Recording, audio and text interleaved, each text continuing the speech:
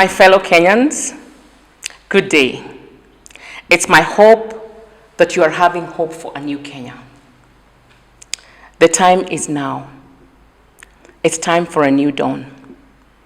My name is Nyakan June Munyeki, presidential candidate in these Kenyan elections, and I look forward to great things happening in the nation.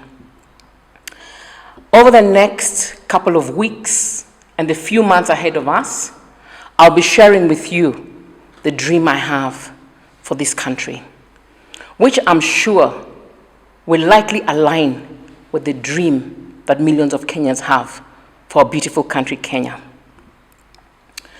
Before we get on to all the details, I'm sure a lot of you Kenyans and even people around the continent and the world are wondering, who is this woman?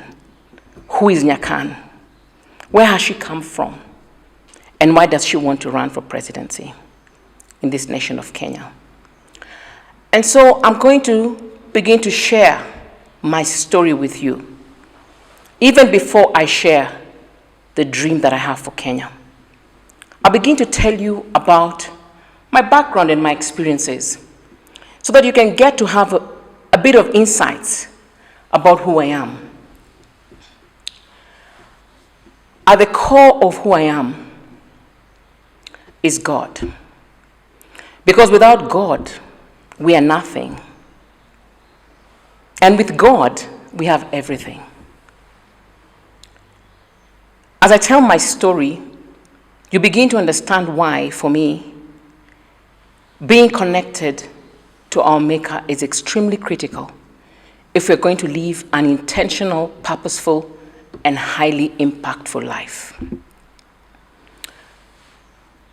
But I'll begin with my story. I was born and bred in Kenya. I'm Kenyan. Proud to be a Kenyan. And I'm the second born of 6 siblings. I was raised like very many of you Kenyans. But because we cannot compare our lives, I won't dwell on that. But I did grow up in this beautiful country in the public system, believe it or not. I went to a public school for my nursery. I went to a public school for my primary school education. I went to a public school for my high school, and I went to a public university for my university education. Believe it or not, I really enjoyed my life growing up. In those days, I was going to, my primary school is Currency Primary, still exists till today. And we were just children who didn't have much to think about because things seemed to work in those days. We had a public transport system that was so efficient. The public bus, Kenya Bus Service, would pass our bus stop at exactly 6:14 a.m. and would reach the bus stop where we would come out to go to my school at 6:24 a.m. And by about 6:45, we would be in school. It was all well planned, and this was public. The public schools were good schools. They were good schools, and we got a good education. I did go to a public high school, through the public channel, to State House Girls High School, and did all my studies there, joined many other Kenyans from all over the country, and did everything that normal high school students do. I was extremely interested in public speaking, debate, sport, things that were knowledgeable, any way that I could expand my knowledge, because my parents encouraged us to read, and they taught us that knowledge is power, and it is. Education gives us opportunities. And as a very vibrant young girl looking forward to a great future ahead, I was very excited to join public university. I am an alumni of the Jomo Kenyatta University of Agriculture and Technology, where I studied computer science and business process engineering. My major was computer science with statistics. And then I came out of university and I began to look for a job. Like many young people, I thought when you have a good education, you're guaranteed a good job. And a good job meant you have good money, you can pay for the things that you need in life, and then you move to the next stages of life. But that was not to be the case. When we came out, we were one of the most blotted people out here. We were the first students to learn computer science, and the industry didn't know what to do with us. And so a lot of us started to work in tea factories, any job we could get. We were called KYMs, which is basically Kadayamoko in some language, but that's what they called us. And we went through the rough patch of doing odd jobs to make ends meet. And after doing many odd jobs, even as graduates,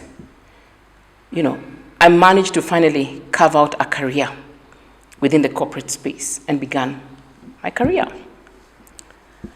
I have been privileged to use the experience that I have gathered across different sectors to bring transformation. One thing that I knew as a child was I was passionate about people and I was passionate about seeing results.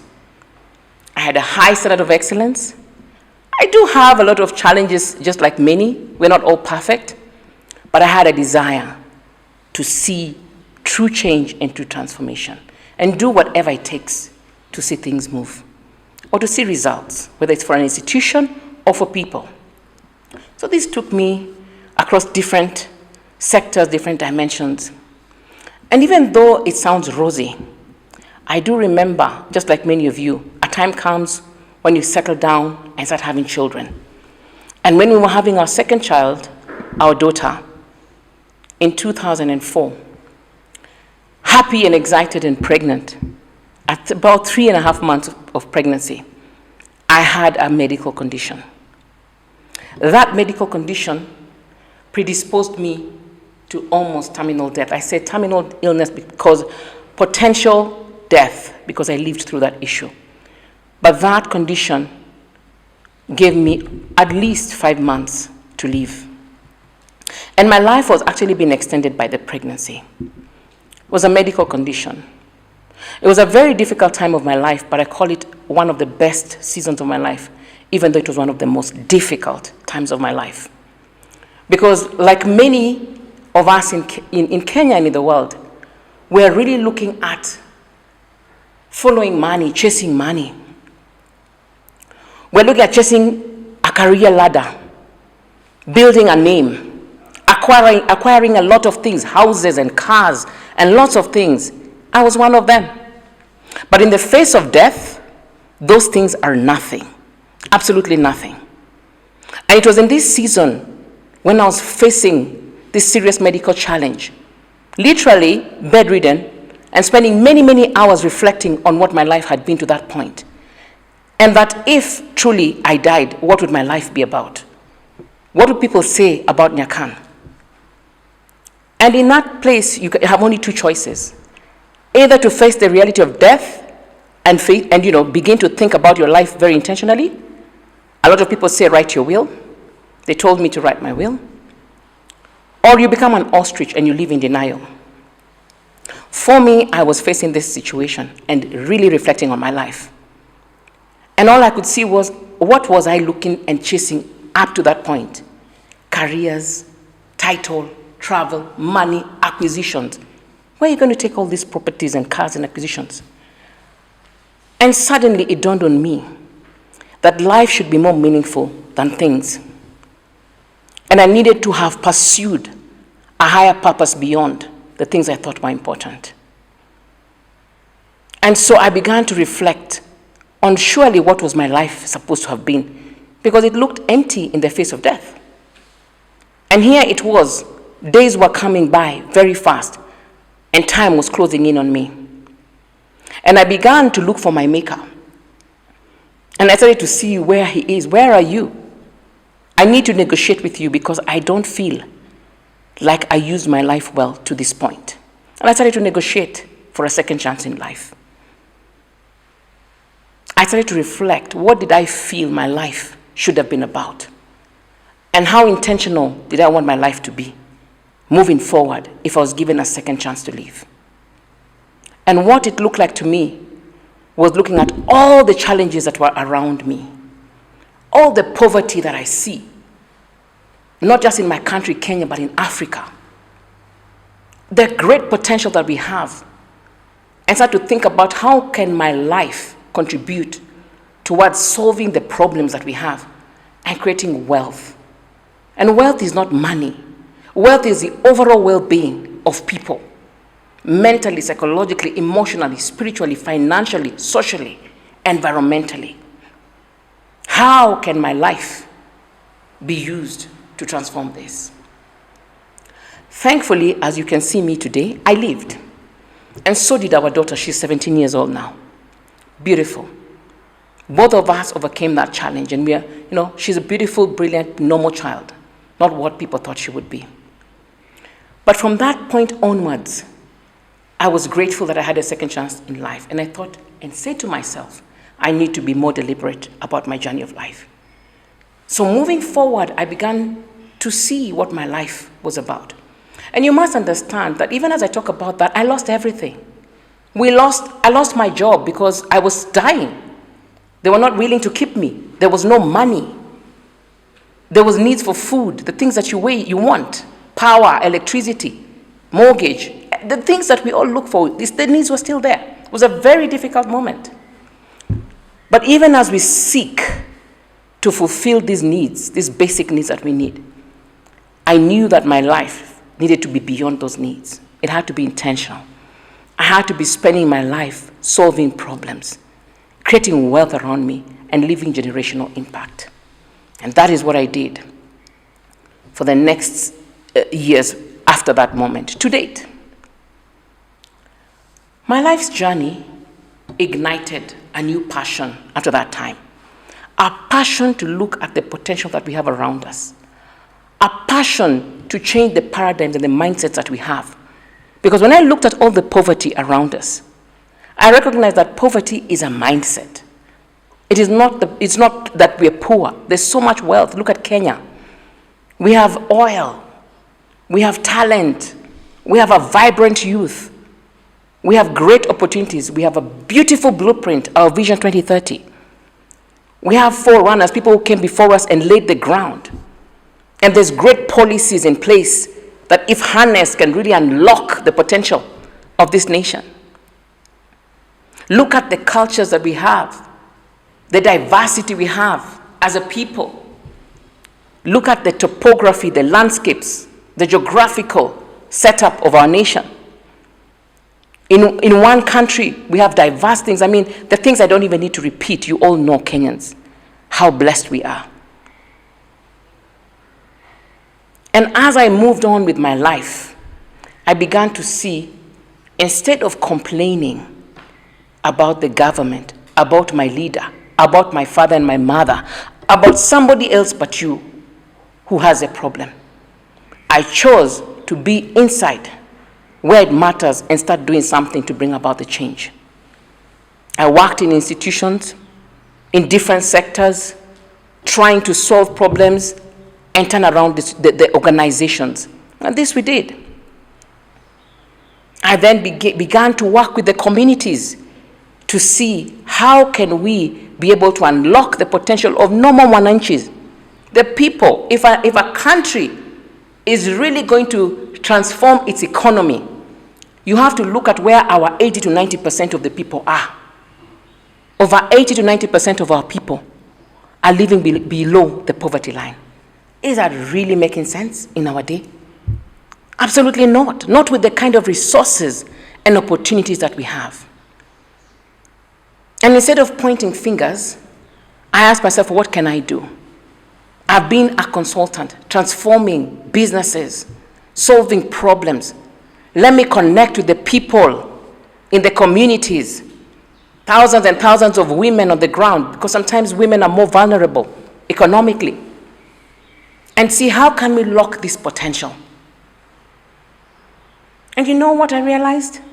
The minute you inspire people, the minute people can believe again, that they can make it, that life can be better, you ignite them. And they start to look within to see, what can I do?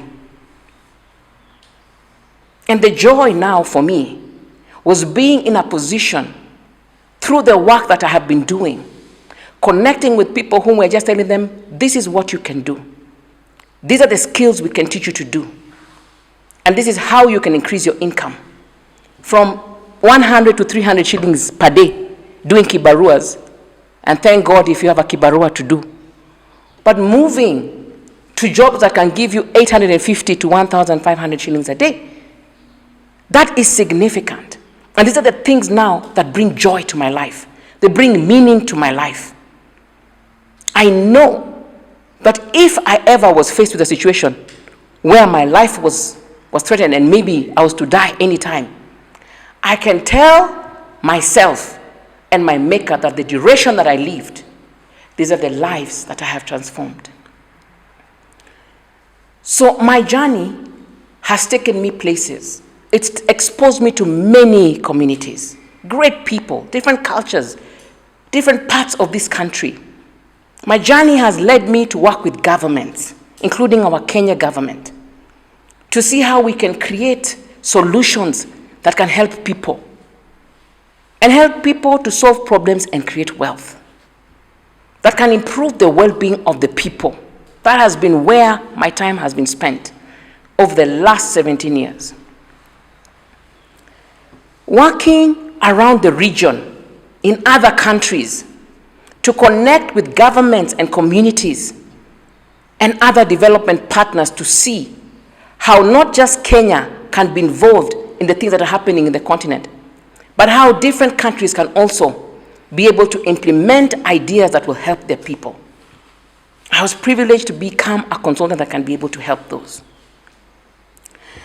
My fellow Kenyans, if you're like me, you watch the progression of our country. We have come a long way from the time of independence. And we're at a point where we've moved from level to level and level to level. And I do know that in every season of growth, there needs to be a set of a kind of a leadership for that particular season and for the next season. Where Kenya is right now, I personally feel when I was growing up, it didn't really matter the depth of who our tribes were and what we were.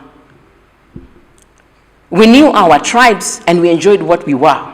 We would say this tribe is that, this tribe is that. And it was from a point of enjoying, accepting, and really valuing that diversity. But today, Kenya, we're extremely polarized. Extremely polarized. Our tribes mean numbers. We use our tribes to push agendas.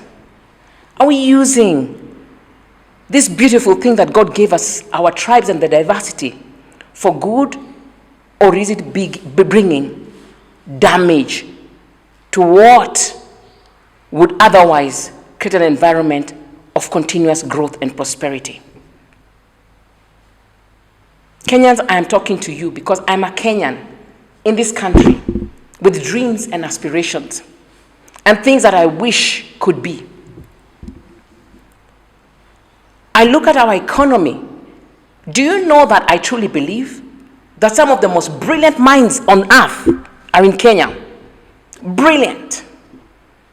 Are we providing the right opportunities to harness? Because I've engaged with brilliant people. It doesn't matter if they're educated or not. The brilliance is there. The brains. Are the opportunities there? And are we having equal opportunities to be able to harness our potential? Kenyans, when I look at our internal security, we've done great. But there's still parts of the country that require more reinforcement in terms of security. We're looking at education. Education is the key for me. It's the master key. So that our children's children who have not been born find a nation that is prospering. And we have to be sure that we put in place a process and a system where we are sharing the prosperity and all Kenyans are prospering. So tuungane, tujenge Kenya istawi.